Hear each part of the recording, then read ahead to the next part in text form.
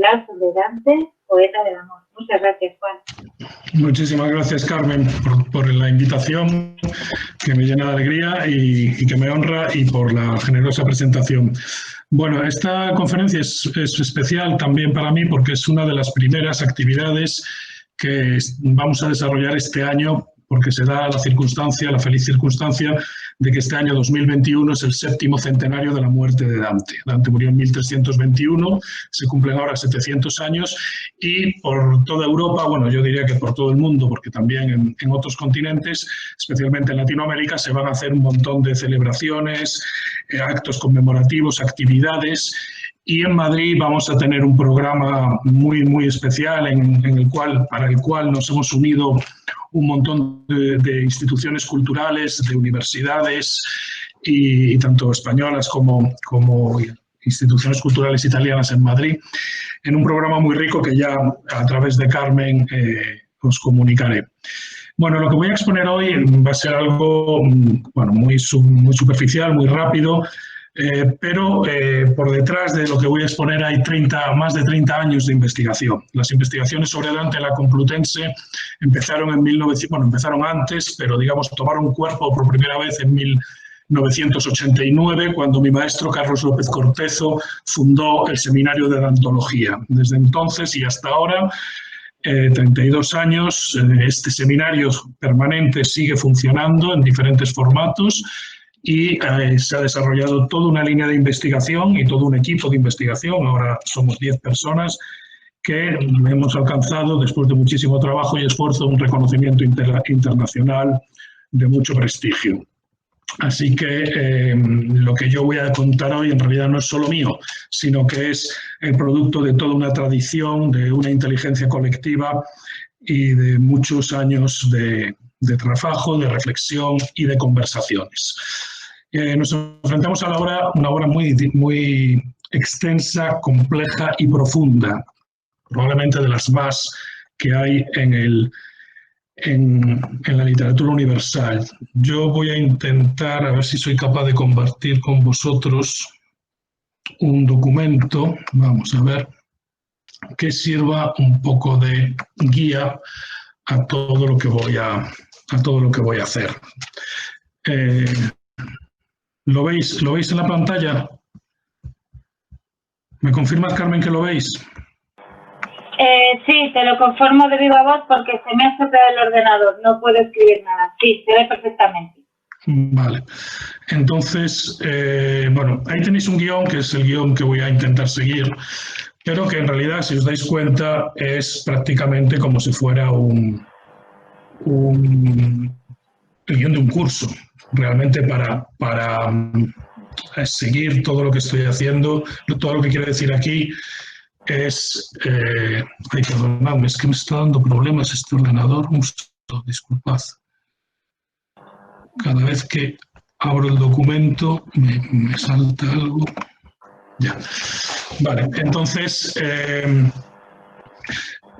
realmente es casi como el programa de un curso que voy a intentar resumir en 1 hora y media, un poquito menos, a ser posible, simplemente para dar unas pinceladas, para dar una introducción bastante rápida y superficial a la literatura de Dante.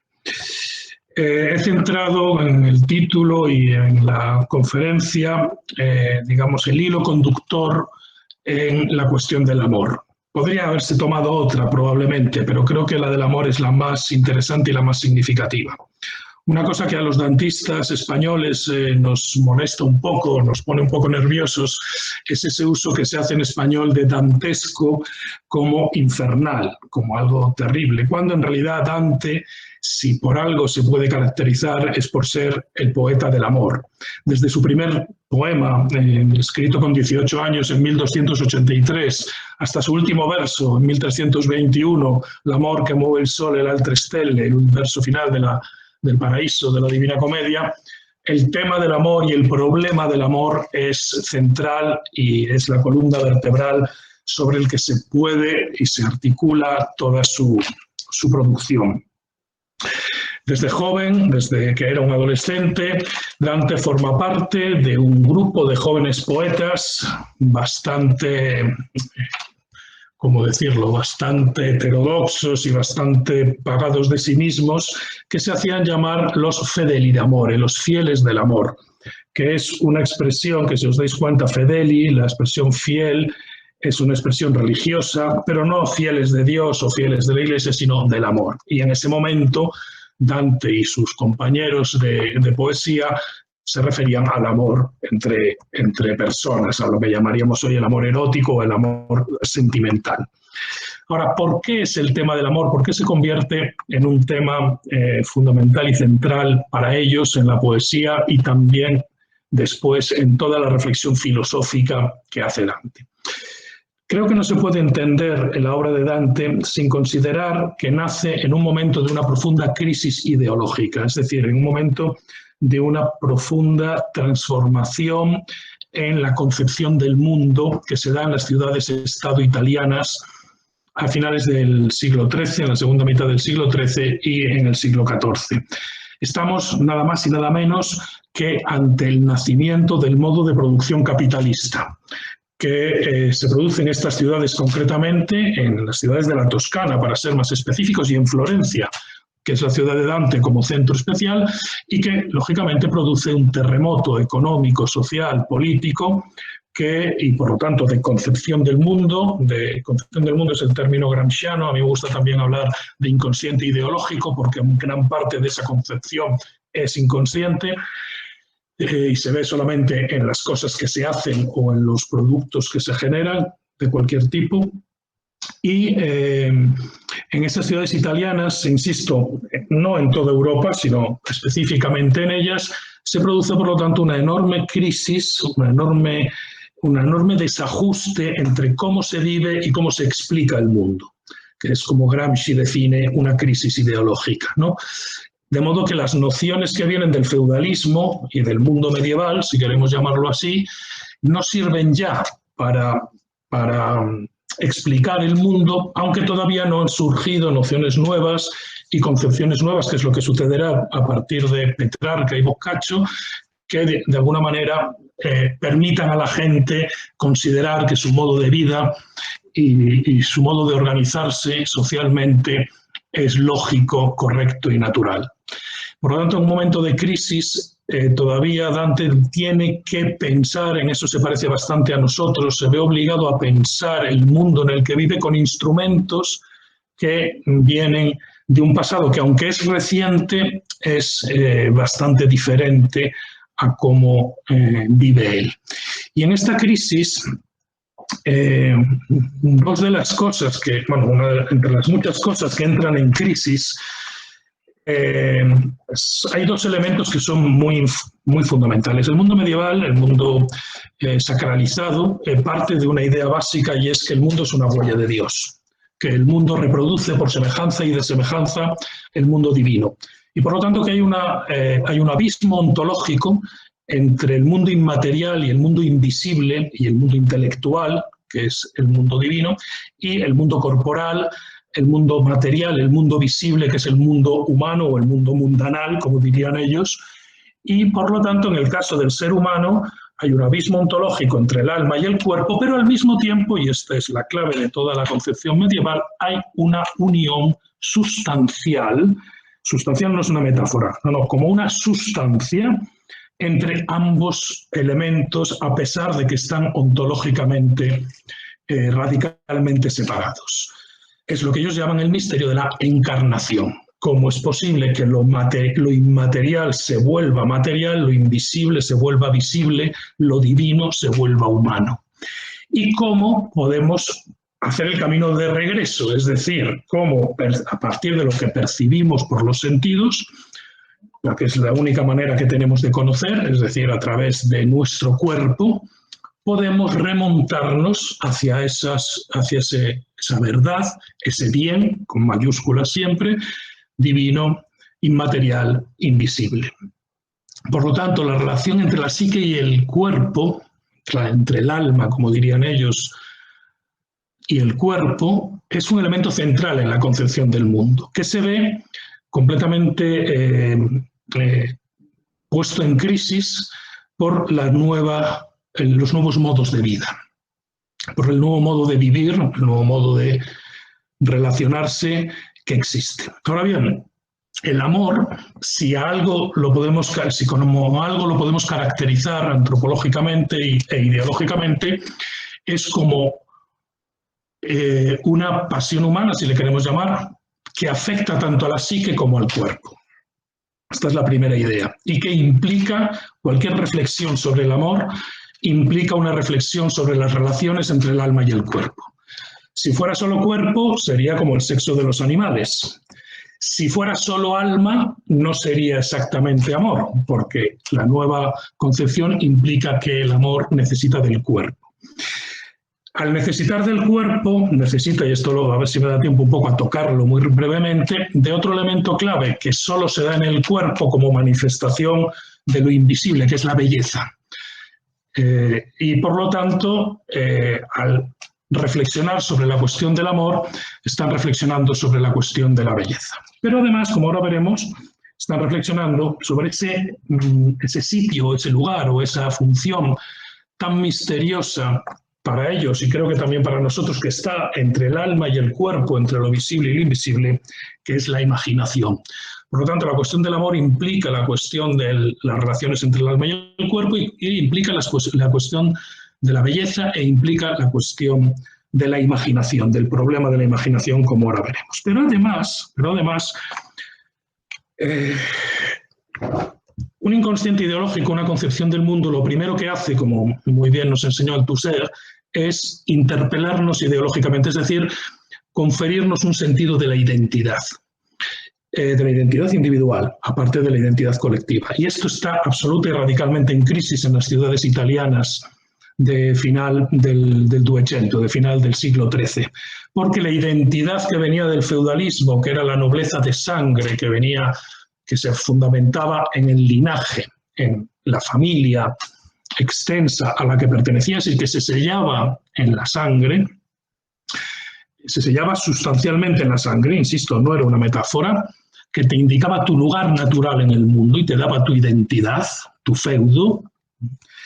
Esto ya desde finales del siglo XII y a lo largo del siglo XIII en las ciudades italianas entra radicalmente en crisis, no solo en las ciudades italianas, también en las cortes provenzales, y se necesita una nueva ideología de la identidad, un nuevo fundamento, una nueva legitimidad de la identidad individual. Toda ideología, todo inconsciente ideológico, lo primero que hace es responder a una pregunta: ¿quién soy? ¿Quién soy y qué soy? Y entonces lo que pongamos detrás de eso, es decir, lo que pongamos detrás de yo soy, es uno de los elementos fundamentales que configuran una concepción del mundo, una concepción del ser humano, una concepción de la sociedad, etc. La respuesta que van a dar los fedeli d'amore es: yo soy uno que se enamora. Es decir, y aquí hay dos elementos clave. Primero, yo soy uno, es decir, asistimos al hecho de que la identidad se empieza a identificar con la individualidad, que esto es algo absolutamente revolucionario, porque es el inicio de la modernidad histórica. Yo ya no dependo solo o fundamentalmente de mi familia, de mi sangre, de mi entorno, de mi sociedad, sino que como individuo tengo un valor personal, un valor individual que se percibe y se demuestra porque tengo la capacidad de amar. De manera que el amor, fijaos, es una cosa muy distinta a nuestros tiempos. El amor no es algo, digamos, democrático. No es que todo el mundo pueda enamorarse, solo se enamoran los que tienen nobleza de alma, los que son un corazón gentil, los que son un alma gentil o alma noble. Y el hecho de enamorarse es una cosa un poquito así tautológica, demuestra que eres un alma noble. Por lo tanto, el amor, desde Winnizelli, Cavalcanti y Dante, se configura, bueno, ya también con Guittone, etcétera, en la segunda mitad del siglo XIII, se configura como lo que podríamos llamar un legitimador social, ¿no? Un símbolo de estatus, si queréis, incluso por decirlo de una manera un poco exagerada. Este soneto de Dante, que recoge la canción fundamental acerca de este tema, que es del maestro Guido Winnizelli, de una generación anterior a la suya, en la canción Al cor gentil rempaira sempre amore, en el corazón gentil se refugia siempre el amor. Este soneto de la Vita Nuova, de principios de los años 90, expresa de manera magistral este concepto, esta unión indisoluble entre el alma noble, una sensibilidad especial, una especial categoría social, por decirlo claramente, y la capacidad de enamorarse. Lo leo rápidamente para poter seguire adelante. Amore e il cor gentil sono una cosa, sì come il saggio in suo dittare pone, e così esser l'un senza l'altro ossa, come alma razional senza ragione. Falli natura quando è amorosa, amor per sire, e il cor per sua magione, dentro la qual dormendo si riposa talvolta poca e tal lunga stagione. Bieltà che appare in saggia donna appui, che piace agli occhi sì, che dentro al cuore nasce un disio della cosa piacente, e tanto dura talora in costui che fa svegliar lo spirito d'amore, e simil facin donna, homo valente. Tenéis la traducción en español al lado, no la repito para ahorrar tiempo. Pero aquí, no, esto nos llevaría varios minutos u horas de análisis, pero simplemente quiero mostrar cómo de una manera indisoluble, sustancialmente unido, el amor se une al corazón gentil, al alma noble, y el hecho de que el alma noble se enamore demuestra justamente que es noble. ¿De acuerdo? Cuando hablamos de alma noble, hablamos, hoy podríamos decir de una manera coloquial, pues una especial personalidad, una sensibilidad especial que da una categoría social especial, distinta a la de los nobles feudales, ¿de acuerdo? Pero también distinta a la de los campesinos, a la de los mercaderes, etcétera, la gente que no es capaz de enamorarse. Bien, con esta ideología de base que es común a todos los poetas del momento de Dante, de la Toscana, se crea esto que luego el propio Dante definirá como el dulce estilo nuevo, el dolce stil novo, y lo que hoy llamamos la poesía stinovista, que se caracteriza por esta concepción del amor. Podemos caracterizar así como stinovista la primera fase, para que os orientéis un poco de la producción dantesca, que va desde 1283, cuando tiene 18 años, hasta 1294. Entonces, aquí, sin embargo, empiezan profundos debates entre ellos acerca de qué es el amor, en qué consiste el amor. Por un lado, Cavalcanti, el maestro, otro de los maestros de Dante. Cavalcanti es del mismo grupo que Dante, pero es como 10 o 12 años mayor que él, y es una persona noble de sangre, con un gran prestigio como filósofo natural, es decir, como científico, diríamos hoy, y digamos, tiene un ascendiente especial sobre Dante y sobre el resto de los poetas de su grupo. Y Cavalcanti recoge en su poesía una concepción que viene de la literatura médica árabe, que se introduce en Europa a principios del siglo XIII, pero también de la literatura cortesana, por ejemplo, del De Amore, de Andreas Capellanus, que es como el manual por excelencia del amor cortés en el siglo XIII, según la cual el amor es una enfermedad, es lo que hoy llamaríamos una enfermedad psicosomática. Una enfermedad psicosomática que, atención que esto es muy importante, actúa básicamente en la imaginación. Andrea Capellanus describe el amor, define el amor como una immoderata cogitatio, es decir, como una imaginación inmoderada, sin control, descontrolada, neurótica, diríamos hoy, de la figura de la amada o del amado, de tal manera que esa imaginación constante hace que el cuerpo se acabe descontrolando, se acabe descomponiendo y la persona se reduzca a la animalidad.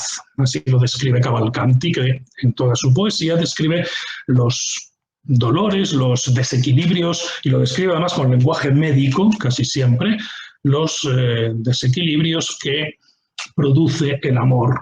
De manera que no es posible que el amor se acabe convirtiendo en algo positivo. El amor, entonces, en esta concepción tiene una contradicción, porque tú no te enamoras del cuerpo de la mujer o del hombre, te enamoras de su alma, de su personalidad, de su carácter, diríamos hoy, ¿no? Que se ve a través del cuerpo, evidentemente, pero que es algo más que el cuerpo. Y sin embargo, esa capacidad de enamorarte del alma que demuestra que eres un corazón gentil, que demuestra que eres un alma noble, te acaba reduciendo a la animalidad, al deseo sexual salvaje, a la absoluta irracionalidad e incluso, esta enfermedad estaba perfectamente codificada en los libros médicos con sus síntomas, sus remedios, etc., y su modo de diagnóstico.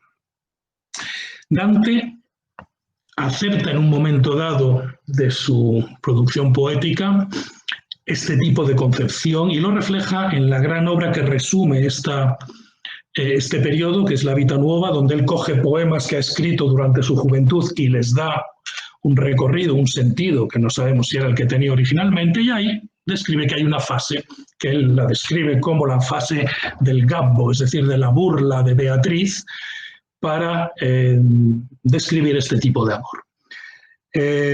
Sin embargo, cuenta en la propia Vita Nuova, él trata de superar esta concepción del amor, que no le convence, entre otras cosas, porque poéticamente es un poco narcisista. Toda la poesía se basa sobre los dolores que yo tengo, el padecimiento mío, y prácticamente no se habla de la relación con la amada, no se habla de la propia amada, no se habla de cómo esto te cambia la percepción del mundo. En un momento dado, cuenta Dante en la Vita Nuova, él se da cuenta de esto, se da cuenta de que este tipo de poesía y este tipo de amor no lleva a ningún lado. Y entonces concibe, también tomándolo de la tradición religiosa, agustiniana, etc., concibe la posibilidad de que el amor sea, en cambio, una fuerza que te haga mejorar, vamos a decirlo así de una manera muy llana y sencilla. Es decir, algo que te produzca un impulso trascendente que, de alguna manera, te haga preguntarte sobre las raíces de ese propio amor que sientes y te haga indagar y, por lo tanto, te haga potenciar no solamente, digamos, la parte sexual, la parte corporal, la parte animal de la naturaleza humana según su concepción, sino también la parte intelectual y afectiva. Esto lo refleja en lo que él llama la poesía de la loda, de la loa, es decir, de la alabanza de la amada. Yo ya voy a dejar de escribir sobre mí mismo, sobre lo que padezco y lo que sufro por culpa del amor, y voy a hacer poesía que simplemente va a alabar a la mujer, va a hablar de su belleza, de la belleza de su cuerpo, de la belleza de su alma, y a través de esa belleza y de esa descripción voy a demostrar que el amor nos puede trasladar al más allá, vamos a decirlo así, desde el punto de vista intelectual. Pero aquí se encuentra con... Bueno, para hacer esto, no lo he dicho, lo doy por sabido, pero lo voy a decir por si acaso, para hacer esto inventa el mito de Beatriz. Inventa el mito, en realidad no lo inventa, lo recoge también de Winnizelli, inventa el mito de la mujer ángel. Es una mujer tan sumamente perfecta y tan sumamente bella que parece un ángel, que parece un ser celestial que ha venido a la tierra, que parece un milagro, que es un milagro. Y como tal milagro, tiene la característica que tienen todos los milagros, que es hacer que nos preguntemos cuál es la causa del milagro. Todo milagro, toda cosa excepcional, según la visión que ellos tienen del mundo, te hace preguntarte de dónde proviene este milagro, cuál es la causa, en sentido aristotélico, de este milagro. Y eso necesariamente te hace empezar a pensar y empezar a reflexionar y a impulsarte afectivamente hacia el mundo inmaterial, invisible, divino, donde están las causas de los milagros, de las cosas que no podemos explicar por causas naturales. Entonces, concibe hace esta nueva concepción del amor, nueva para él, pero una concepción del amor como impulso trascendente, como algo que realmente nos puede hacer mejorar. Pero entonces se da de bruces con un problema fundamental. Y yo creo que por esto mismo inventa el siguiente paso narrativo en la Vita Nuova, que es la muerte de Beatriz.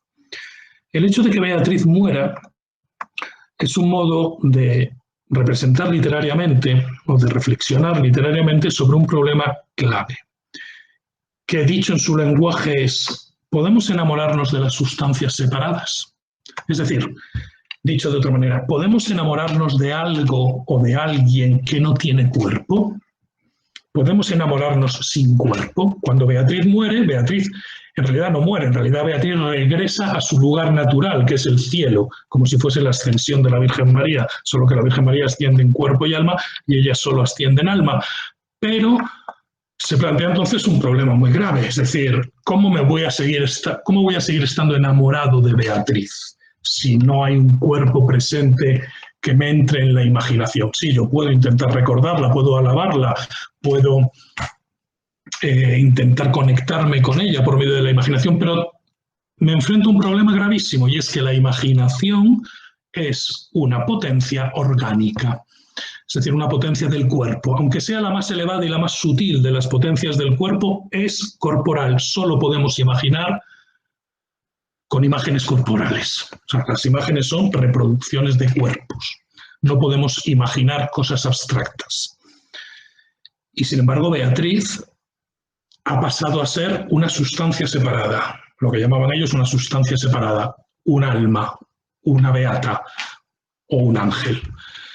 Su componente angélico, su componente inmaterial, su componente invisible y divino se ha separado del cuerpo y por lo tanto ha impedido el mantenimiento de un amor trascendente.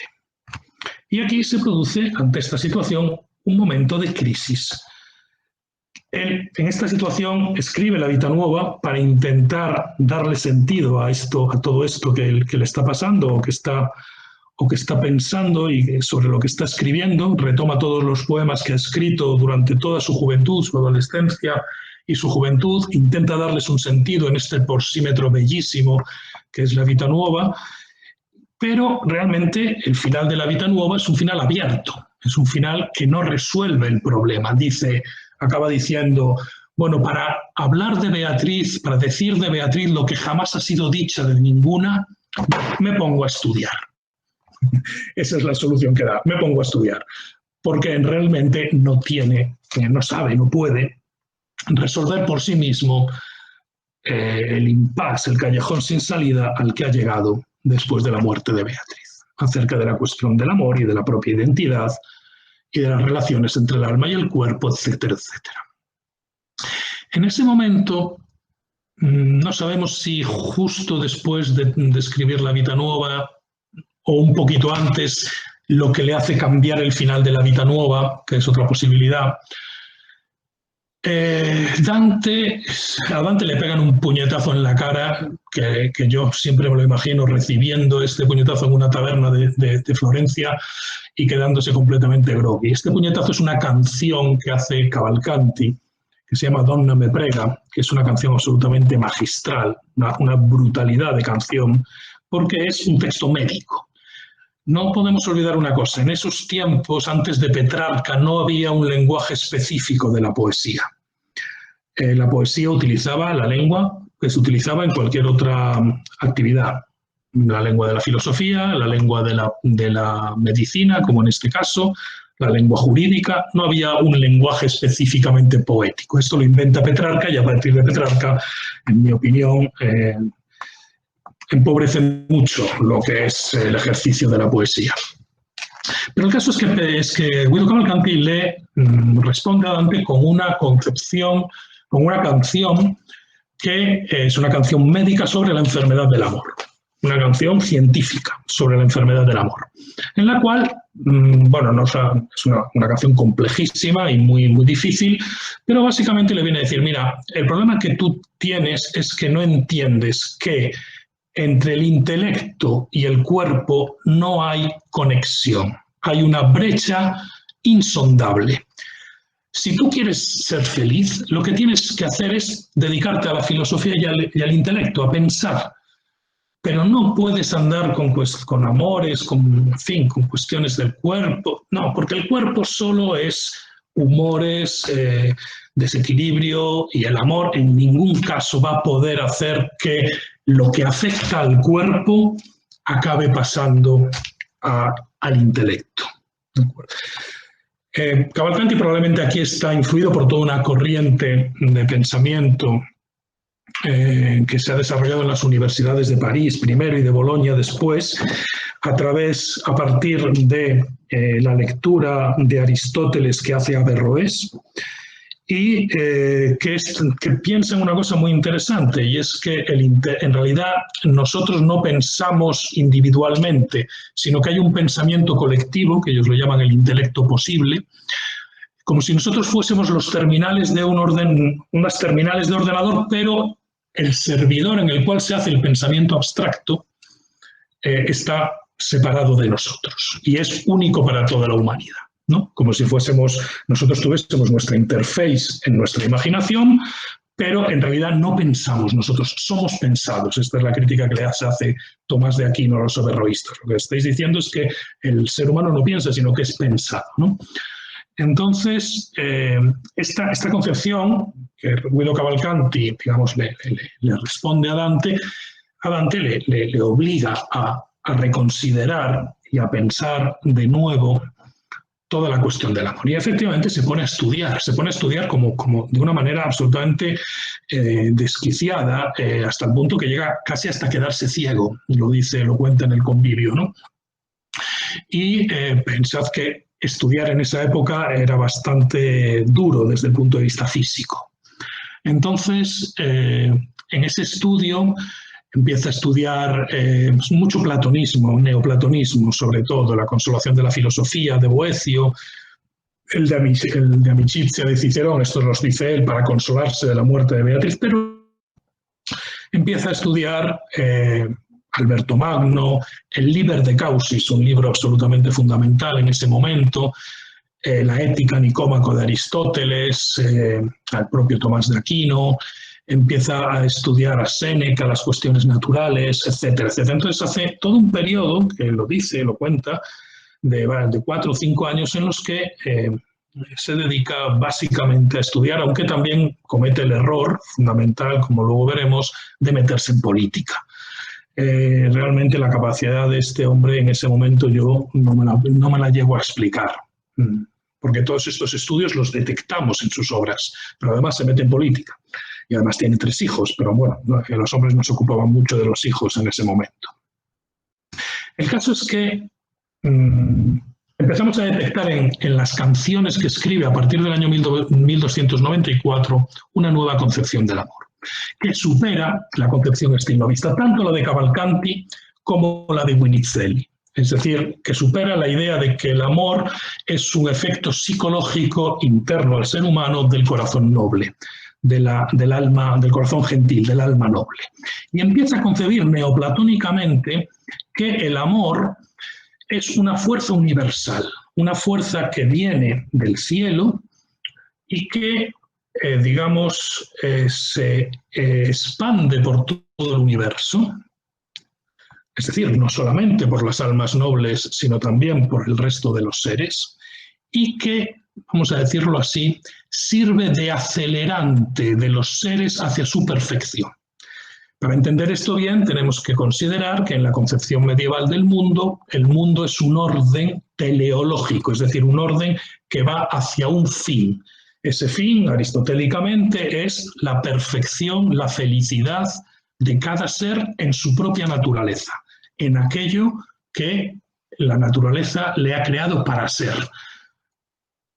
Entonces, Dante concibe que el amor y el componente básico del amor, que es el deseo, sirve para que todos los seres alcancen o, avancen en el camino hacia la felicidad, hacia la perfección, hacia la realización de sus propias capacidades, de sus propias potencias. Todos los seres, pero, claro, aquí tiene que incorporar la cuestión de la nobleza,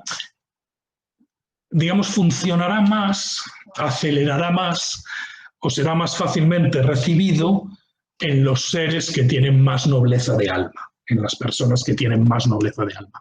De manera que, aunque se mitiga el elemento de legitimación social, sigue actuando.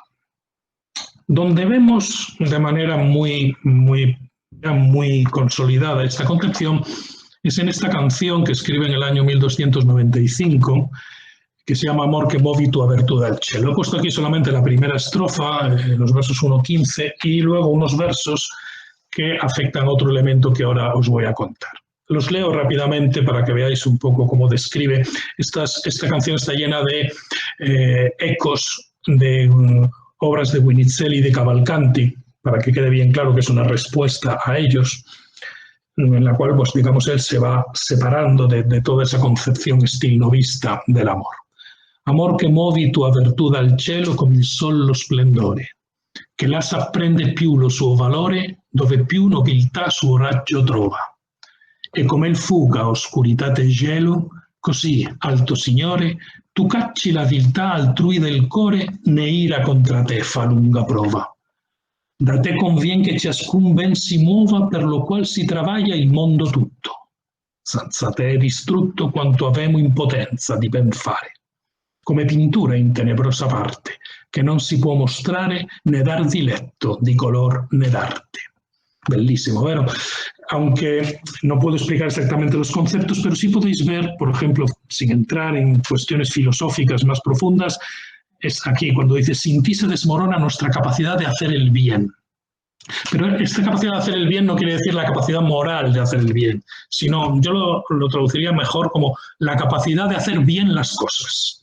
Porque lo dice aquí, dice, de ti desciende todo el bien que existe y por el cual se afana todo el mundo.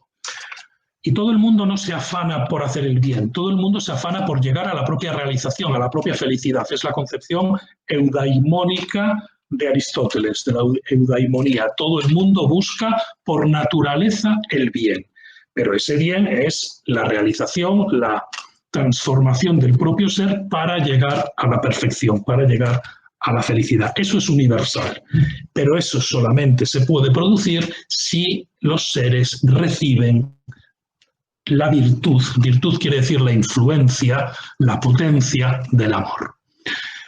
De manera que ha cambiado radicalmente. Este es el amor ya que, digamos, encontraremos en la Divina Comedia. Un amor que viene del cielo y que hace que los seres avancen en el destino providencial, teleológico del universo. Y en el caso del ser humano, produce un efecto que va a ser revolucionario en la poesía de Dante. Y es que Dante concibe por primera vez que el amor puede hacer que la potencia de la imaginación, que es específicamente corporal, como he dicho, sin embargo, sin perder el sentido de la realidad, diríamos nosotros, es decir, sin perder su capacidad de representar las cosas que percibimos a través de los sentidos. El concepto de realidad no existe en la Edad Media, hablaríamos de la materialidad de las cosas. Sin perder esa capacidad, también es capaz de llevar al ser humano más allá de sus propias limitaciones.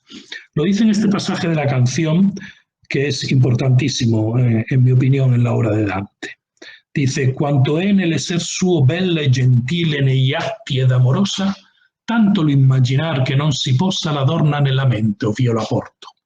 Non che da se medesmo sia sottile a così alta cosa, ma dalli tua virtù di quel che l'osa oltre il poder che natura ci apporta. Yo puedo representarme a esta mujer exactamente igual de cómo ella es de bella, de cómo es de gentil y de amorosa. Pero no lo hago porque mi imaginación sea tan sutil para llegar tan alto como es esta mujer que viene del cielo, sino porque su virtud, es decir, la fuerza del amor, porque tu virtud, perdón, la fuerza del amor, esta canción se está dirigiendo al amor, le da la potencia, el poder de ir más allá de su propia naturaleza. Por primera vez, Dante concibe la posibilidad de que con la imaginación, que insisto, insistiré mucho, es una potencia corporal, se puede llegar a ver, se puede llegar a representar aquello que está más allá del cuerpo, aquello que está más allá de las imágenes, aquello que es puro concepto. Aquí no está hablando ya de Beatriz, está hablando de otra mujer. Porque Dante, al entrar en crisis con la concepción del amor, al final traiciona a Beatriz. Esto es lo que luego, cuando se encuentre con Beatriz, el personaje en el purgatorio, Beatriz le va a echar una bronca monumental. Traiciona a Beatriz porque, digamos, inventa un nuevo mito. Un mito que nosotros llamamos el mito de la anti-Beatriz. Porque si Beatriz era la mujer ángel, la mujer que, digamos, de alguna manera trascendía su propia corporalidad, Dante aquí se va a dar cuenta de una cosa importantísima, y es que para resolver el problema del amor, para resolver el problema de las relaciones entre el alma y el cuerpo, el problema de las relaciones entre lo invisible y lo invisible, lo material y lo inmaterial, lo divino y lo mundanal, tiene que reflexionar y tiene que resolver básicamente el problema del cuerpo y el problema de la belleza. ¿Qué hacemos con el cuerpo? ¿Qué es el cuerpo? Claro, la solución medieval pura ya a Dante no le sirve. La solución medieval pura es el cuerpo es algo negativo, es algo pecaminoso y hay que someterlo, castigarlo y tenerlo siempre a raya, porque nos puede llevar siempre a la animalidad y al pecado. Esto ya no le sirve a Dante. Dante vive en una ciudad comercial, en una ciudad en la que los objetos, en la que las cosas son fundamentales, no se puede prescindir de los cuerpos. Entonces la reflexión de Dante empieza a ser, en este periodo de finales de los años 90, una reflexión sobre el cuerpo, sobre las cosas materiales. Y inventa este nuevo mito, que es la mujer piedra, que es una mujer que es solo cuerpo, una mujer que es solo cuerpo, pero que produce un problema, una contradicción extraordinaria. Y es que es bellísima. Es tan bella que obsesiona a todas las personas que la miran, incluido y sobre todo al propio poeta. Produce una obsesión mental, pero no produce una obsesión mental por su alma, sino por su cuerpo, por la belleza de su cuerpo. Por eso le llamamos la anti-Beatriz. Y entonces Dante estudia uno de los problemas más importantes y más difíciles de la Edad Media, donde se concentran todas las contradicciones, que es el problema de la materia, el problema de la materia informe. Es decir, el problema básico de por qué las cosas materiales son bellas, no puede darse la belleza sin ellas, pero no reflejan perfectamente la belleza absoluta, la belleza divina. Es decir, no recogen de manera perfecta la huella de Dios. Son, por un lado, parecidas a Dios y por eso son bellas, pero por otro lado, son imperfectas. ¿De dónde viene esa imperfección? Teológicamente, esto se explica desde el Génesis a través de un concepto apasionante que es la materia informe. La materia que no es capaz de recibir del todo las formas esenciales, que se pueden entender platónicamente como las ideas o aristotélicamente como las formas sustanciales de la divinidad. Y por lo tanto queda en cualquier ser material, incluida esta mujer, por belleza, por bellísima que sea, un residuo de imperfección. Un residuo de imperfección que es el origen y la fuente del mal en el universo. Y que es digamos, refractario a la luz del amor. No refleja, no recibe, no percibe la luz del amor. El problema de esta mujer es que es un cuerpo bellísimo que obsesiona la mente de los poetas y de las personas que la miran, pero es incapaz de sentir la virtud del amor. Es fría, es cruel, es marmórea, es pétrea, es como una piedra. No recibe, no puede sentir la virtud del amor. ¿Por qué? Porque hay un fondo que está representado en su corazón. Es una cosa bellísima. Son unas canciones absolutamente hermosas. Esta mujer es luminosa. Su cuerpo resplandece de luz, pero en el fondo tiene un corazón negro, frío, insensible, incapaz de recibir la luz del amor. El problema del mal es siempre el problema más grande para las personas religiosas. Para las personas ateas, el problema es el del bien. ¿Por qué hay bien en el universo? ¿Por qué hay justicia? ¿Por qué hay solidaridad? ¿Por qué hay sacrificio humano? Pero para las personas religiosas el problema es el contrario. ¿De dónde diantres viene el mal? ¿Por qué existe el mal? ¿Por qué Dios permite que exista el mal? Y aquí, bueno, hay un problema con el que Dante se enfrenta y que casi está a punto de caer en él, que es el problema del maniqueísmo, ¿no? Que es contra el que lucha San Agustín cuando hace toda la teoría de la materia informe, en el Génesis contra los maniqueos y en el Génesis ad literam, a la letra. Y es, cuidado, no caigamos en el error maniqueo de establecer un principio del bien y un principio del mal, el yin y el yang, es decir, un Dios y una materia informe que Dios no ha creado. No, no, no, la materia informe también proviene de Dios, también la ha creado Dios. Pero entonces, carajo, ¿por qué? ¿Por qué existe esta materia? ¿Por qué esta materia no es capaz de recibir el logos divino, el verbo divino, la luz del amor, que va a ser al final identificada con el verbo divino, con el Espíritu Santo?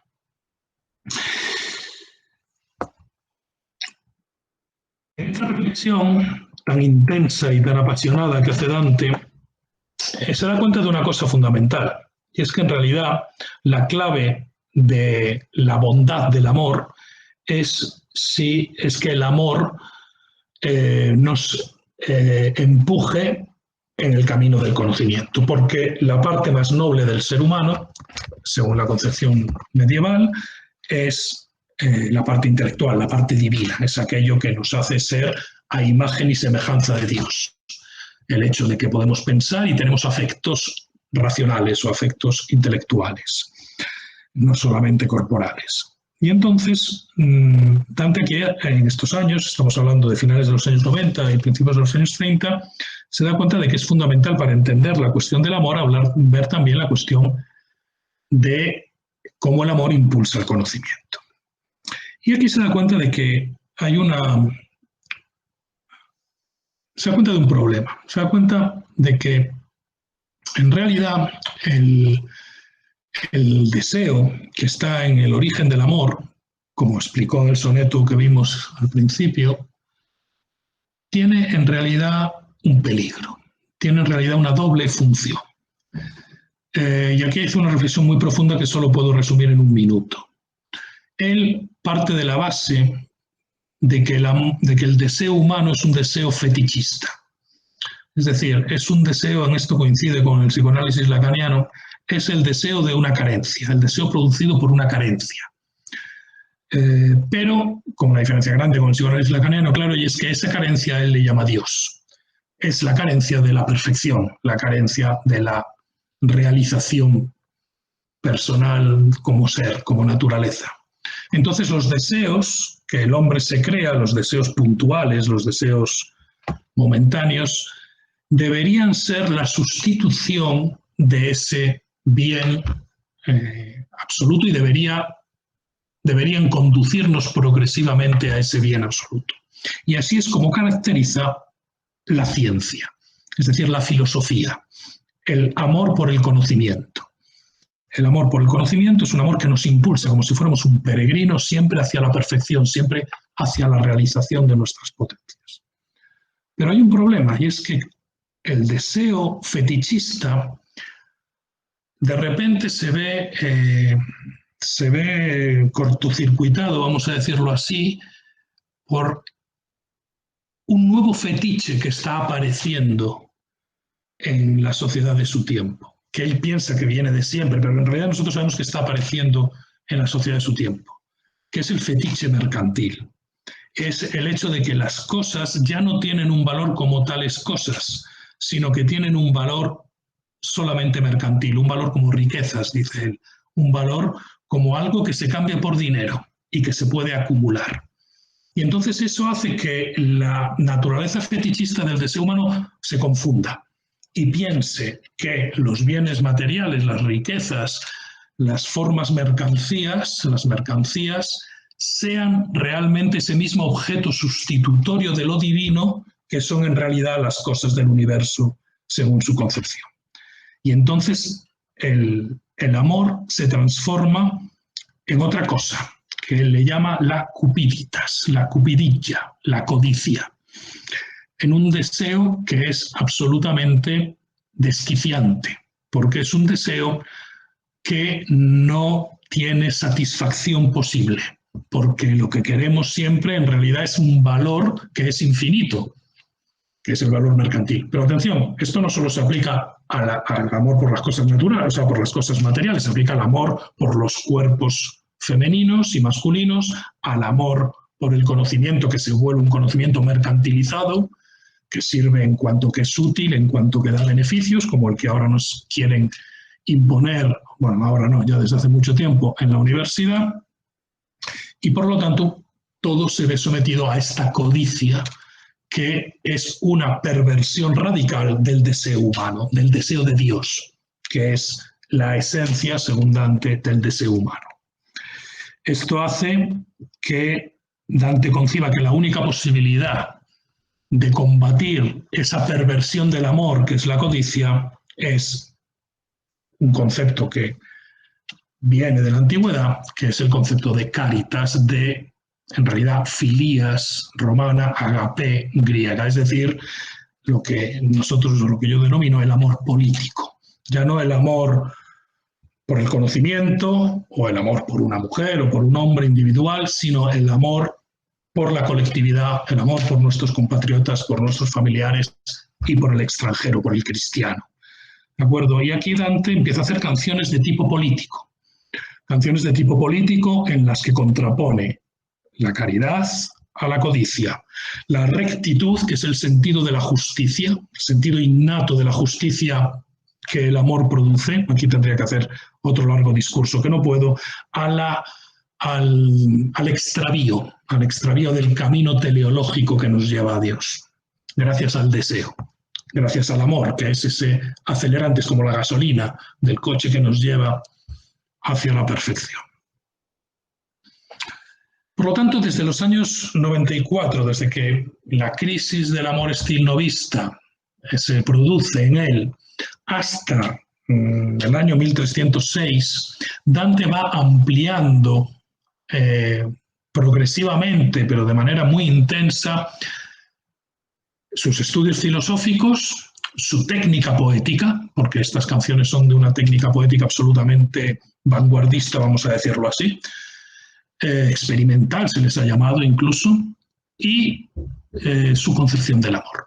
Ya no estamos solamente ante el amor sentimental o ante el amor erótico, sino ante el amor concebido como una fuerza universal, ante el amor por el conocimiento, la filosofía, el amor por la sabiduría, o ante el amor político. El amor se convierte, por lo tanto, en el, no sé cómo decirlo, en el cemento, en aquello que une toda la visión del mundo y la concepción problemática del mundo. Ahora bien, en esta concepción, en los años 90 y también a principios del siglo XIV, Dante no consigue salir de la crisis. ¿Por qué? Porque es una cosa muy, muy, muy interesante. Él presenta al amor como una potencia enorme, absoluta, universal. Lo llega a identificar en una canción, en la canción Amor tu ve ven, con el logos divino, como os he dicho antes, con el verbo que da forma a la materia.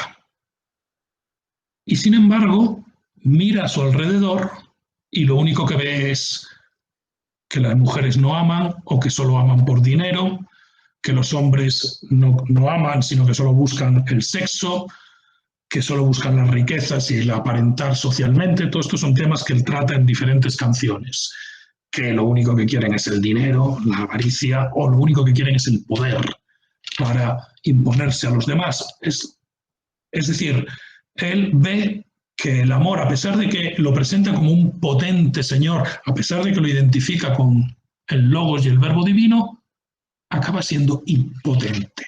Es lo que yo llamo la impotencia del amor.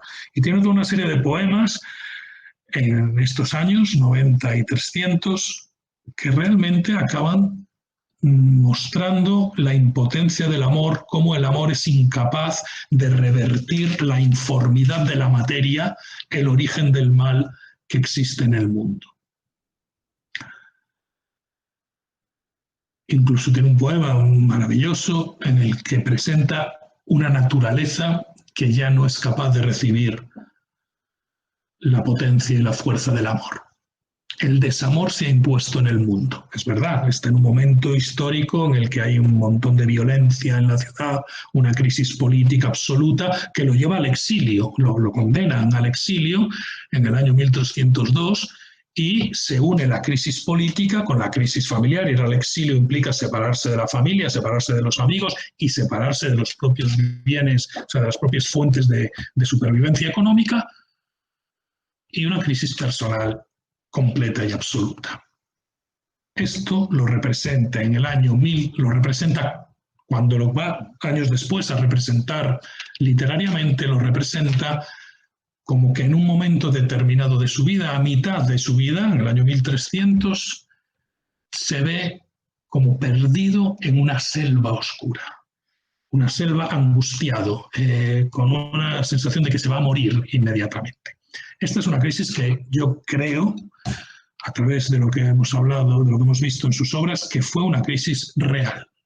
Fue una crisis psicológica real, que estuvo a punto de llevarlo a la depresión. Bueno, no a la depresión, sería no sé, a un estado psicológico lamentable, a la angustia y al odio. Y al odio, porque tiene una canción importantísima en la que describe cómo odia. A la pérdida completa del sentido del amor, del sentido de la verdad, del sentido del bien. Año 1300. Caída en la selva oscura. Intenta recuperarse de esto.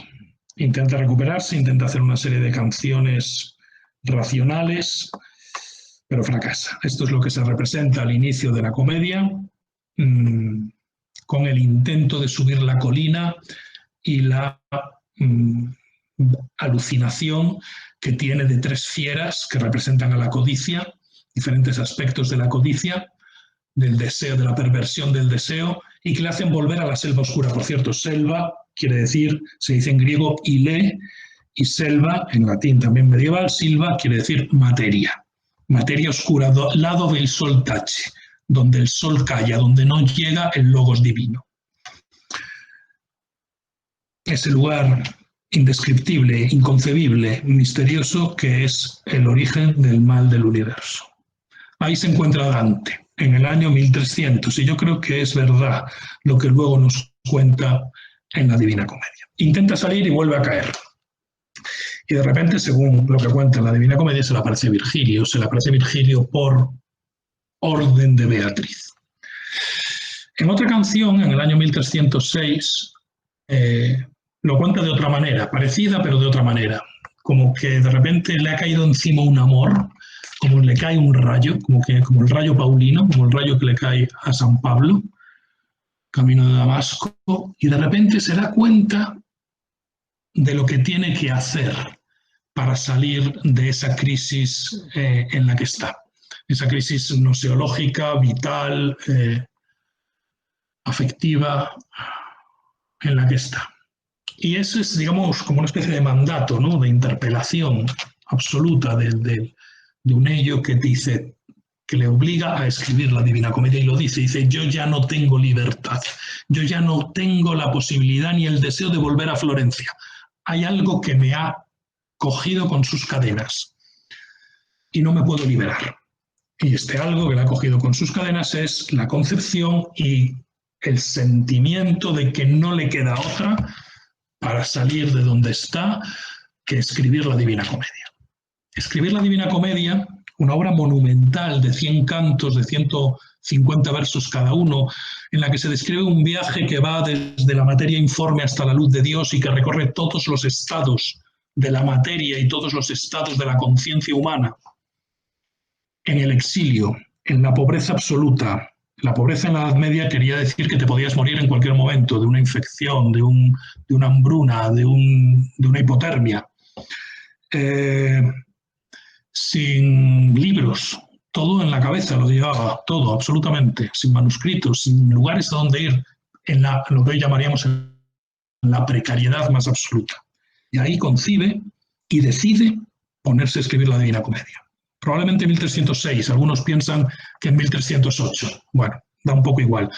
Había escrito un par de obras filosóficas que había dejado en el cajón donde se examinan todas estas costumbres, todas estas cuestiones, todos estos problemas, las había dejado sin publicarlas, porque él había pensado en un momento que lo único que podía hacer, digamos, para buscarse la vida era presentarse ante las cortes y ante las ciudades italianas como un filósofo para vender sus servicios, como un freelance, como un precario, como un autónomo, diríamos hoy. Es el primer freelance de la historia, desde mi punto de vista. El primer freelance laico de la historia.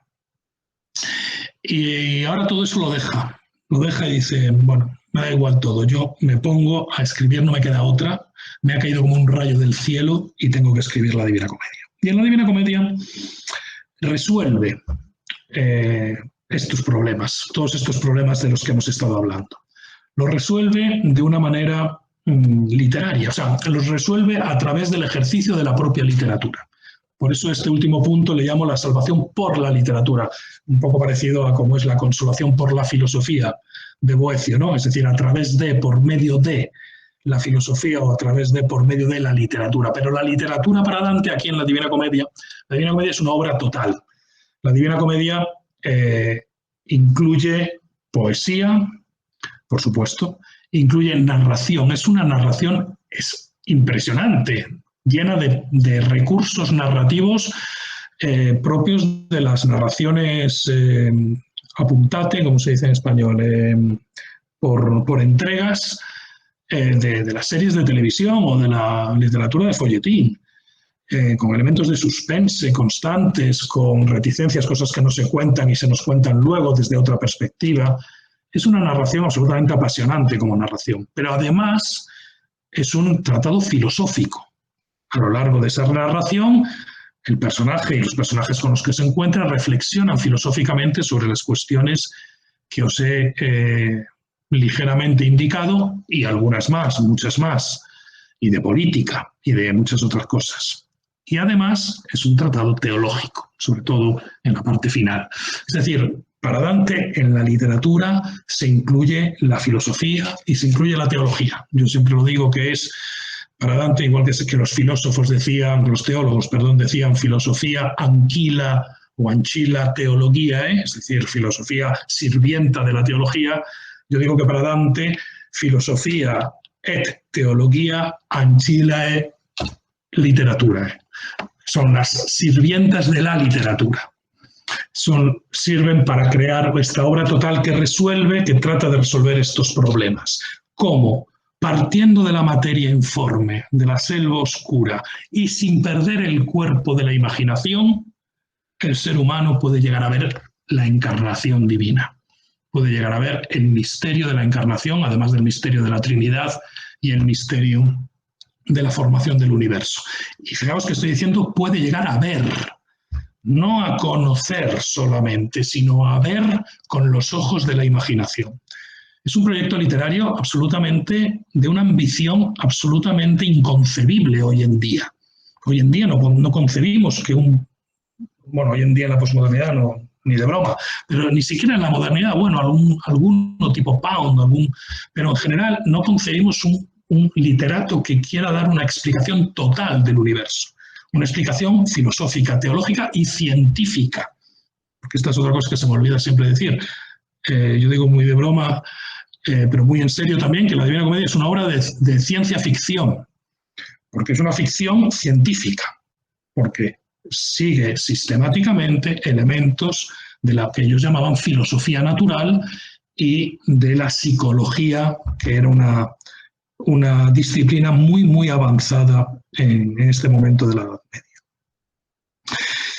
En este recorrido absolutamente radical y complejísimo, podemos decir que va resolucionando las diferentes cuestiones que se le han ido planteando.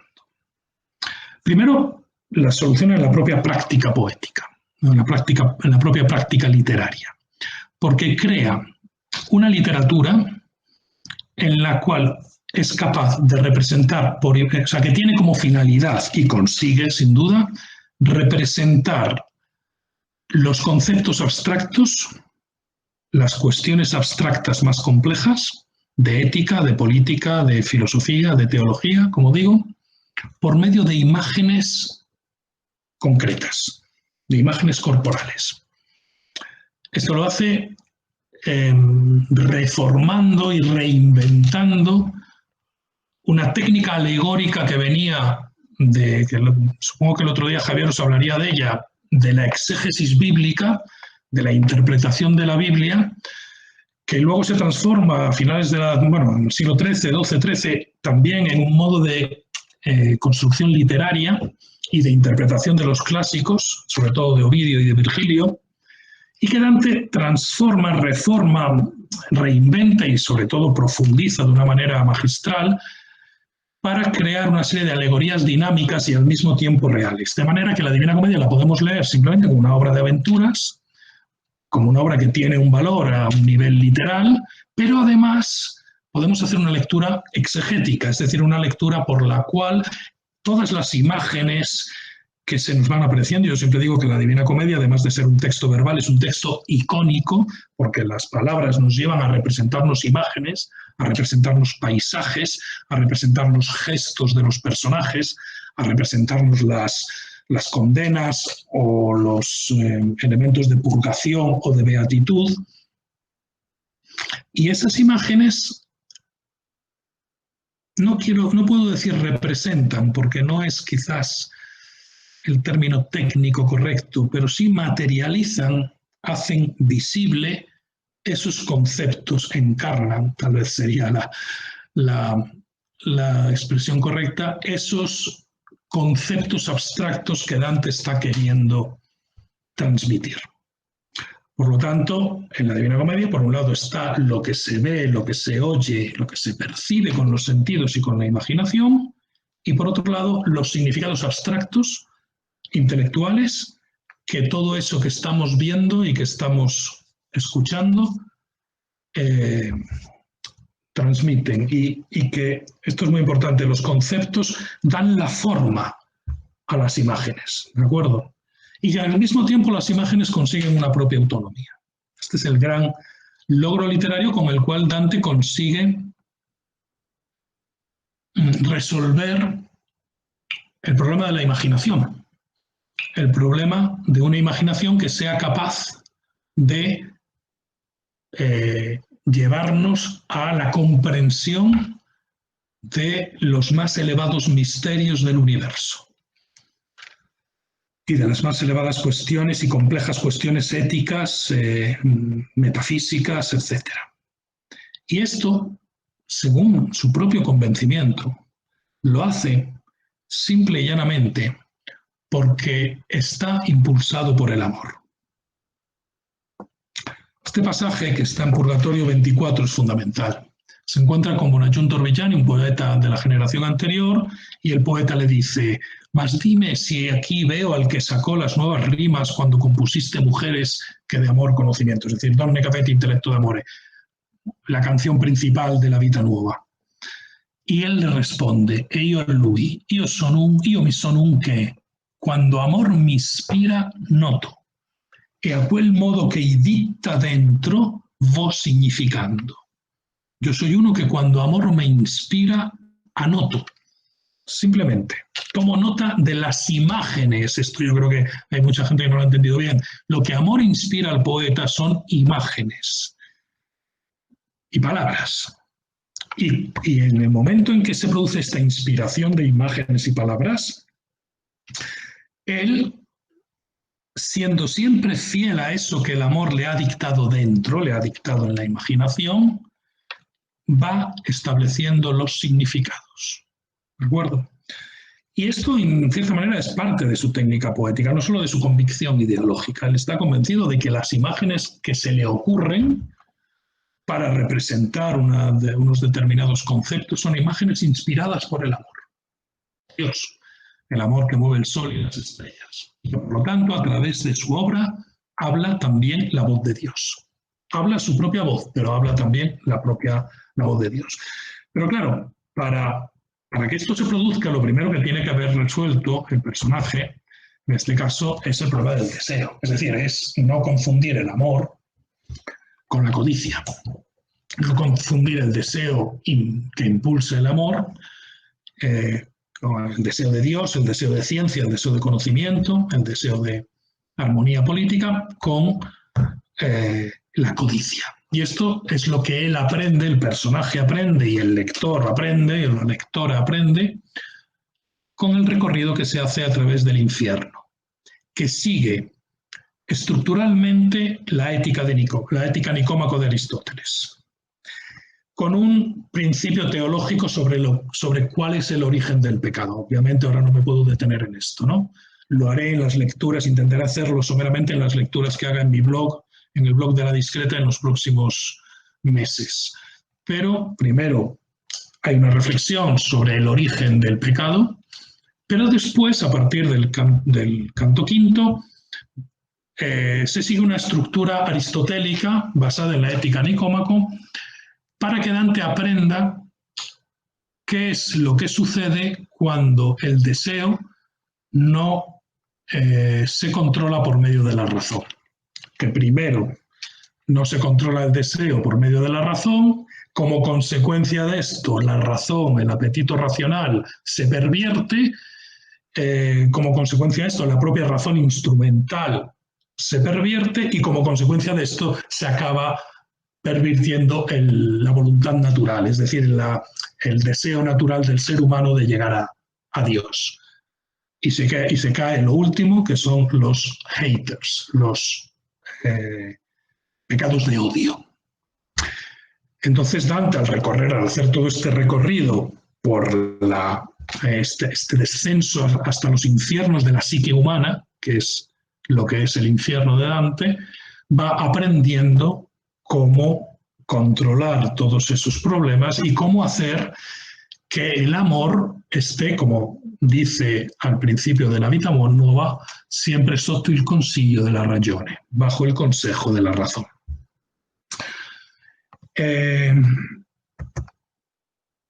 Una vez que aprende esto, tiene que aprender algo que es también absolutamente fundamental, y es por qué se ha producido esto y cómo evitar que esto se produzca.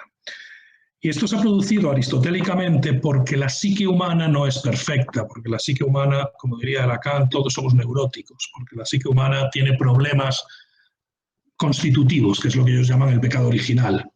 Y cómo se puede uno sanar, que es la palabra técnica, teológica, de ese problema psicológico que tiene el ser humano.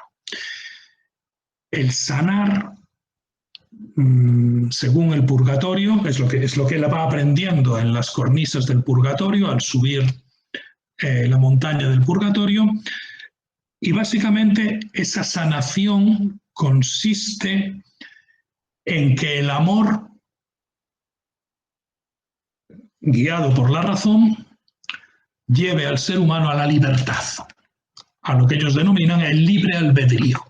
Es decir, a la capacidad de escoger lo mejor, el bien, lo que más le conviene, sin dejarse confundir y sin dejarse desviar por deseos equivocados. La libertad para el hombre medieval no es algo que se tiene a priori, es algo que se consigue. Estos son muy marxistas, o el marxismo es muy aristotélico. Es algo que se consigue a posteriori, por medio de la liberación. La libertad siempre es producto de la liberación. Virgilio le dice a uno de los condenados, le dice, libertad va cercando. Sobre Dante, va buscando la libertad. Su camino es un camino hacia la libertad. Y entonces este es el final del purgatorio, y esta libertad absoluta se representa con otro mito muy hermoso que inventa Dante, retomándolo de la tradición religiosa y de la tradición clásica, que es el paraíso terrenal. Llega ahí al paraíso terrenal, que es una maravilla de representación poética. Cuando llega al paraíso terrenal, Virgilio, que le ha guiado como poeta racional, le dice: libero dritto e sano è il tuo arbitrio, ormai il tuo piacer prende perduce. libre, recto y sano es tu albedrío. Ahora ya puedes tomar como guía a tu propio deseo. Es decir, en el momento en que consigue la mente humana sanar, automáticamente se vuelve recta, se vuelve justa, porque es el estado, según los medievales, según la tradición cristiana, es el estado original del hombre en el paraíso terrenal, el estado de inocencia. Entonces ya tienes un sentido innato de la justicia y por lo tanto eres libre. Eres libre de seguir tu deseo, de hacer lo que te apetece, porque sabes perfectamente que aquello que te apetece nunca va a ser malo. Es el estado ideal del ser humano, el estado al que puede llegar como mucho el ser humano ayudado por el sacrificio de Cristo, aquí no puedo entretenerme, a la máxima perfección que puede llegar el ser humano. Pero el viaje no acaba aquí. Aquí habría resuelto Dante la cuestión del deseo, habría resuelto la cuestión del amor. Pero en vez de resolver la última cuestión, que ya la ha ido resolviendo en estas dos cánticas, pero bueno, aquí os he puesto, que no nos da tiempo a leerlo, justo en la mitad de la Divina Comedia, en el canto 16 del Purgatorio, está la definición del amor que hace Virgilio a Dante. ¿Qué es el amor? Y sobre todo, ¿por qué el amor es compatible con el libre albedrío? O sea, perdón, no con el libre albedrío, con el albedrío. ¿De acuerdo? Es decir, ¿por qué el amor es compatible con la responsabilidad humana, vamos a decirlo en lenguaje actual? Es decir, con la responsabilidad humana a la hora de establecer juicios y a la hora de tomar decisiones éticas y políticas. ¿Por qué un determinado tipo de amor puede llevar a un albedrío, con una capacidad de juicio, una capacidad ética y política libre? Mientras que otro tipo de amor, el de Francesca, al principio del infierno, hace al hombre esclavo.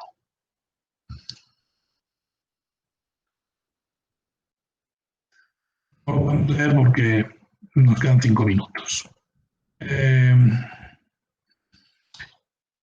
Y yo termino por resolver la última de las grandes cuestiones, la cuestión de la imaginación.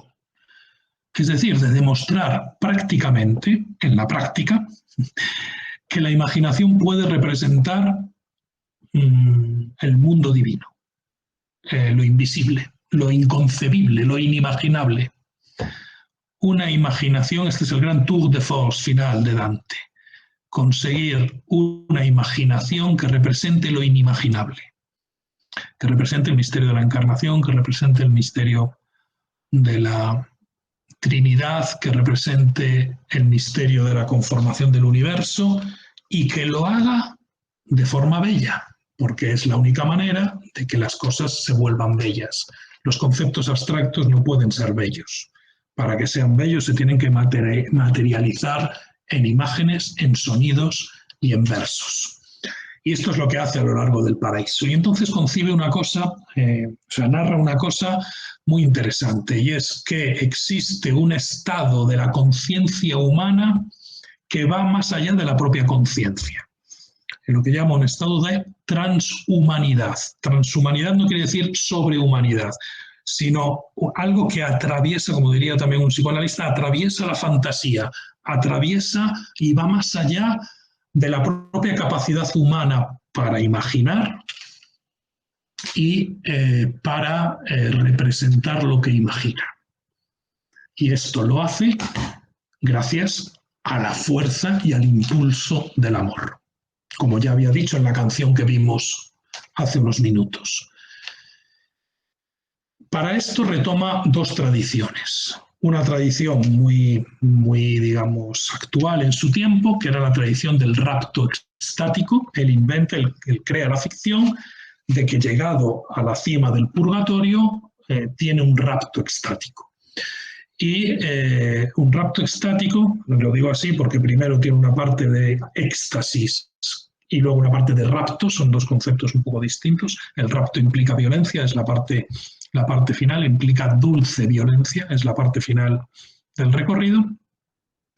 Y bueno, utilizando esta tradición, crea una peripecia perfectamente verosímil, perfectamente concebible desde el punto de vista literal, que va ascendiendo cielo a cielo.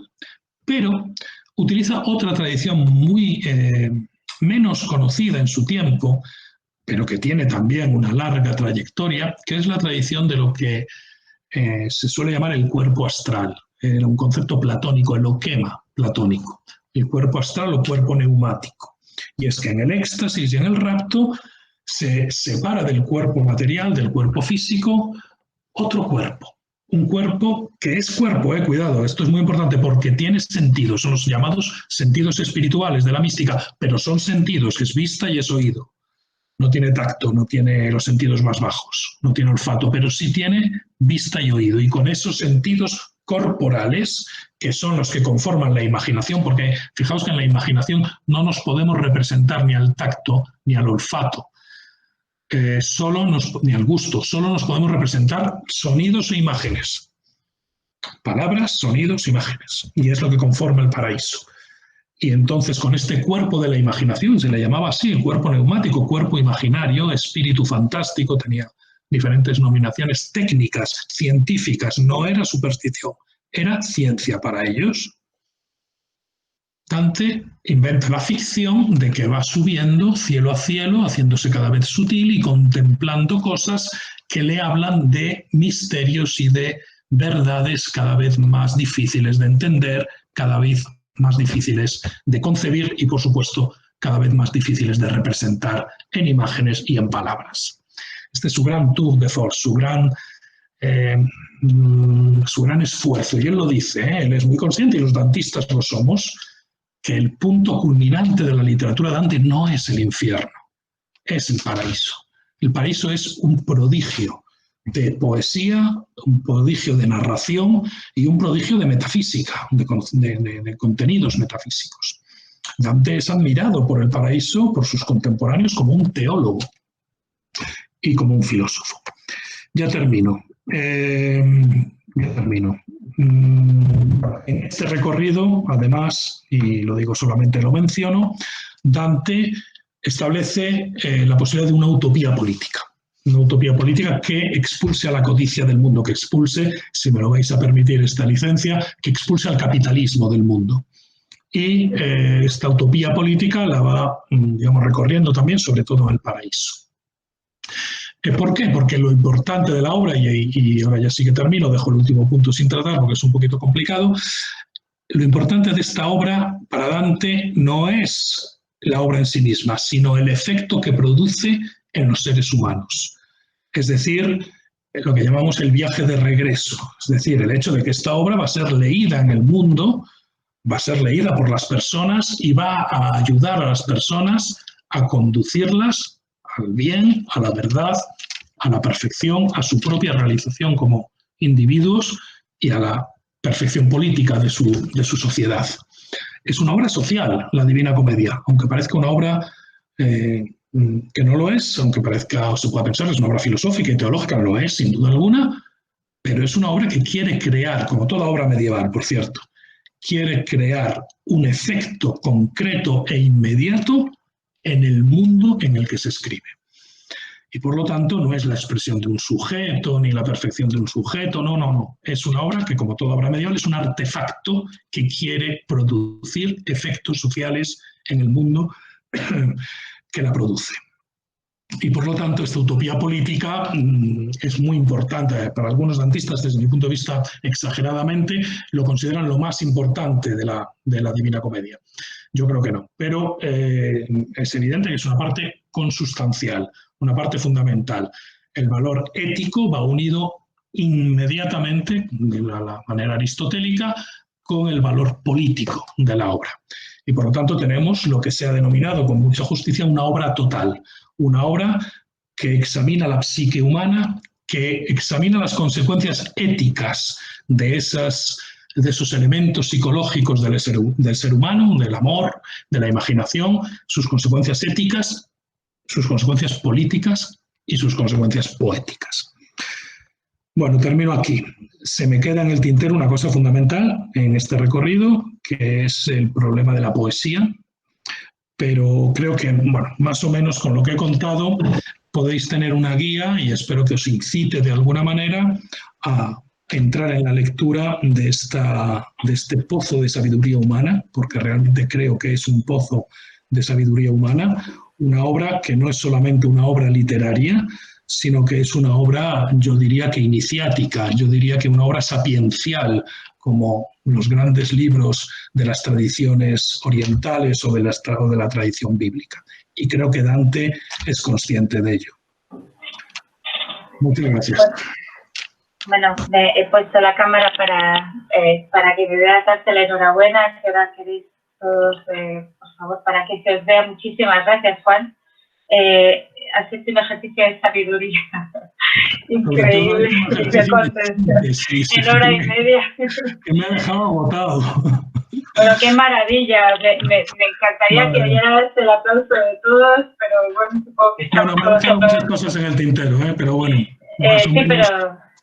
pero volverás y volverás a seguir contándonos, hablándonos de la Divina Comedia, porque por todo lo que has dicho, por lo que sabemos, por cómo lo has contado, por lo poquito que hemos podido leer de todo lo que nos has hecho. Es una obra necesaria todos los días de la vida de un ser humano, de toda la era de la humanidad. Muchas gracias por presentar esta utopía política humana. Lo que querría deciros a las personas preparadas, porque evidentemente hay gente que no, desgraciadamente no puede, pero a las personas preparadas yo sí les animaría a no pasar por la vida sin leer la Divina Comedia. Es una tristeza. Desde al final me muero y no me he leído la Divina Comedia. Me cago en la leche. Yo, sinceramente, creo que te quedaría ahí una espinita que conviene que no quede.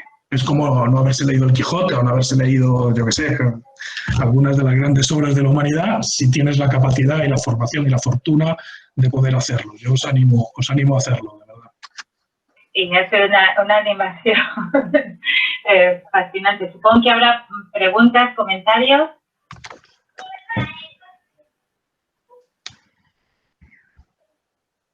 Que hacer una pregunta después de esto.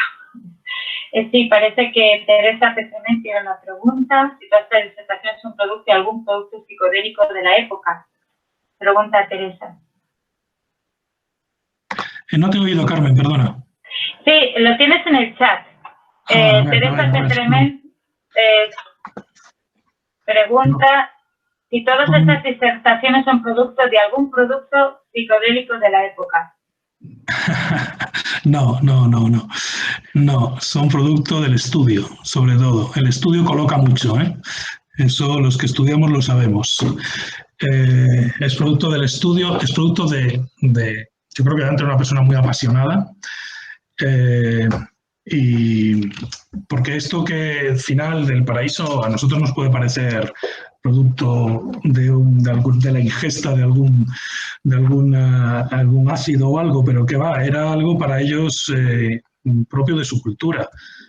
Javier lo sabe bien, todo lo que tiene que ver con el rapto estático, con la mística, con la visión de Dios, de las sustancias separadas, es algo que a nosotros nos puede parecer muy, muy extraño y muy alejado de nuestra cultura, pero que para ellos era algo tan absolutamente normal como para nosotros pueden ser otras cosas de la vida intelectual o de la vida incluso cotidiana.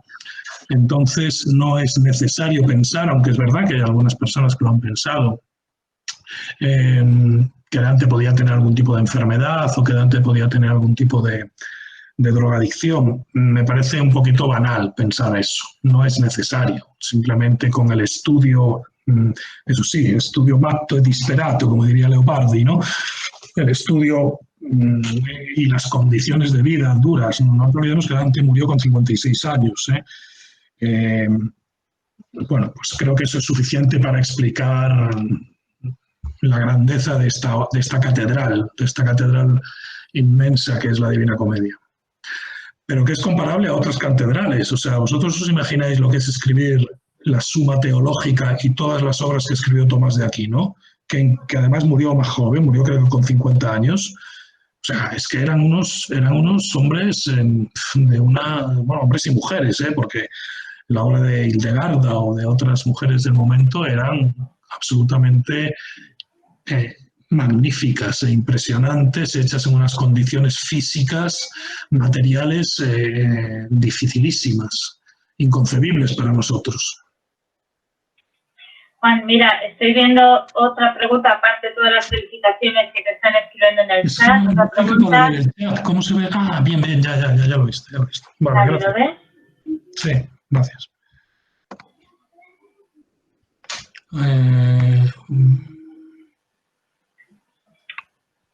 Así.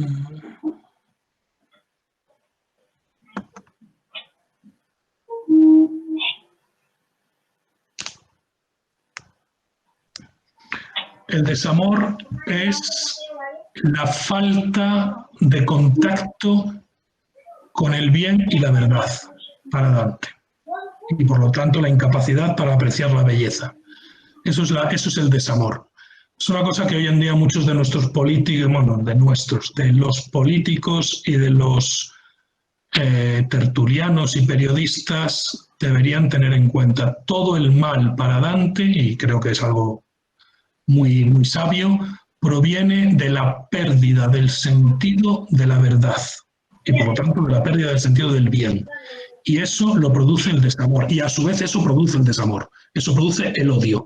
Cuando pierdes el sentido de la verdad, automáticamente vas a terminar cayendo en el odio. Y lo estamos viendo en nuestra sociedad hoy en día. Entonces, el desamor se puede definir como la pérdida del impulso natural que el ser humano, según la creencia de Dante, tiene hacia el bien y la verdad.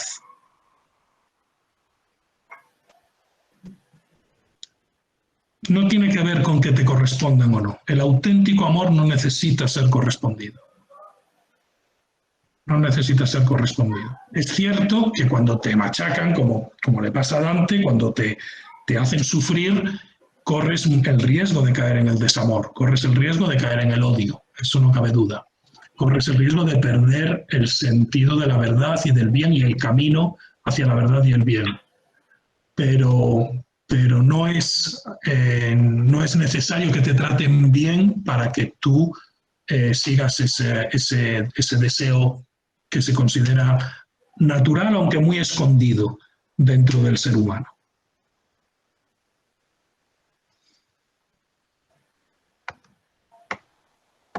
Yo me quedo con ganas de preguntarte por el origen del pecado, pero me parece que eso mejor lo leo en el blog de Bicicleta, ¿no? Sí. Porque sería un poquito más largo. Fíjate que la pregunta que me acaba de hacer María Luisa en el chat es prácticamente la misma que la tuya. ¿Por qué? Dice, la depresión es la gran impulsora de la obra poética. A ver, la depresión, nosotros le podemos llamar la depresión, Dante le llama la viltà, la vileza, que es parecido a la debilidad, no, es el origen del error psicológico, ¿de acuerdo? Es decir, esto es una cosa aristotélica, el hombre no es malo, el hombre es bueno, o sea, todo ser humano tiende hacia el bien, pero tiene una debilidad intrínseca, una falta, una infirmitate, una falta de firmeza, que es también el origen de la palabra enfermedad, que le lleva a cometer errores psicológicos. Y esos errores psicológicos acaban siendo errores éticos a la hora de tomar las decisiones. ¿De acuerdo? Entonces, en realidad, la debilidad, la viltà, ¿no? la depresión, si queremos, es el origen de un camino que lleva al infierno. Es el origen de Dante empieza, lo dice Virgilio, en estado de viltà, en estado de depresión. Y, en realidad, un año después de la muerte de Beatriz, él se representa a sí mismo en la Vita Nuova con los síntomas típicos de lo que ellos llamaban la afidia, que es algo parecido, mutatis mutandis, a la depresión. Pero eso es lo que lleva al final a la selva oscura, cuidado, no es lo que lleva a la... Por lo tanto, ¿se le puede considerar el origen el impulso de la obra poética? No la depresión en sí, sino el deseo de superar la depresión, el deseo de superar la debilidad, la enfermedad, la debilidad psicológica. Ese es el origen de la obra poética. Y la poesía es lo que lo que lleva a Dante a superar eso.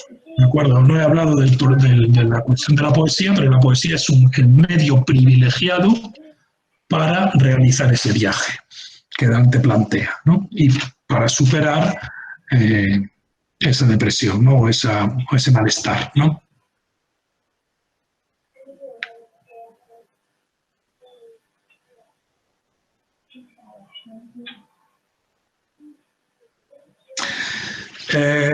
Sí, Dante es eminentemente moderno. Es el último punto que se me había quedado sin tratar, lo de la ligación y el abismo. Porque Dante, sin darse cuenta, evidentemente, yo siempre digo que la modernidad, un poco de broma, ¿no? Pero que la modernidad o el Renacimiento, si queréis, el periodo humanista renacentista, empieza cuando Dante llega a ver a Dios. Porque Dante consigue salvar la sacralidad del mundo y del ser humano, pero a costa de cargarse el abismo ontológico entre el hombre y Dios. Es decir, a costa de imaginar que el hombre puede imaginar a Dios. Desde el momento en que el hombre puede imaginar a Dios, fijaros que se vuelven los términos, ya no es que el hombre esté hecho imagen y semejanza de Dios, es que Dios está hecho imagen y semejanza del hombre. Es que Dios es un personaje de la Divina Comedia. Y entonces eso implica, bueno, creo yo que es el comienzo de la modernidad, ¿no? Implica que te has cargado el abismo ontológico entre lo material y lo inmaterial, entre lo visible y lo visible, entre Dios y el mundo. Y a partir de ahí, bueno, pues empiezan otros desarrollos ideológicos completamente distintos.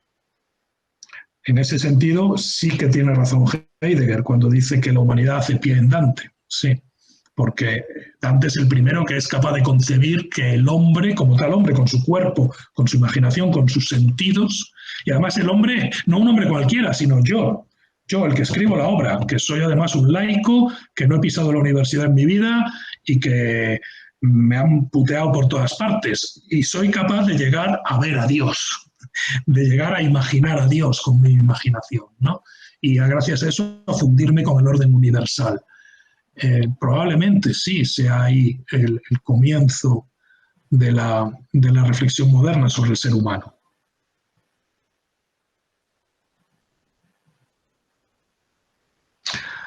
Eso está, Nicoleta, en las canciones que escribe en los años 90 en 3 ciclos de canciones. Las canciones de la mujer gentil, de la pargoletta, de la jovencita y de la mujer piedra, que en realidad son la misma mujer, que se va transformando. Y esas canciones, que son bellísimas y muy difíciles, las puedes encontrar en una edición que hicimos en el año 2014, que se llama El libro de las canciones y otros poemas, en la editorial Acal. Una edición que hicimos un equipo de dantistas, entre los cuales estaba yo, en la editorial Acal. Ahí tienes todas las canciones de Dante de este periodo en el que he hablado de la anti-Beatriz. Y ahí en el prólogo que escribí yo, que tiene 100 páginas, se explica mucho todo el problema este de la impotencia del amor, de la mujer cuerpo, de la anti-Beatriz, todo esto que he enunciado hoy de manera rápida. En cualquier caso, si me lo permites, Juan, es que tengo aquí en casa este libro tuyo, sí. Dante Alighieri, Síntesis, que recomiendo a todos aquellos que no se lo hayan comprado ya, que no se lo hayan leído todavía, porque es francamente, se lee muy bien, perdona que diga este tópico, pero es que sirve mucho para acercarnos también a Dante, ¿no? Sí, en este libro lo que intento, digamos, argumentar y contar es justamente lo que he dicho al principio de la conferencia, y es que no se puede entender la obra de Dante sin entender la crisis ideológica a la que Dante se enfrenta, que es la crisis de intentar reafirmar la sacralidad del mundo. Y cómo él lucha con esos conceptos que ya no le valen exactamente, los conceptos medievales propiamente dichos, para reformular todo eso, y claro, eso le lleva a lugares a los que realmente ni siquiera él es consciente.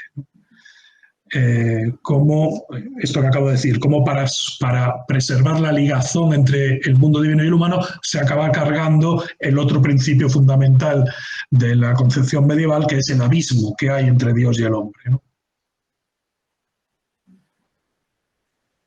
Por mucho que él diga que no, pero se lo carga. Él piensa que no, utiliza mucho a Dionisio Areopagita, pero se lo carga. En la narración, en la práctica literaria.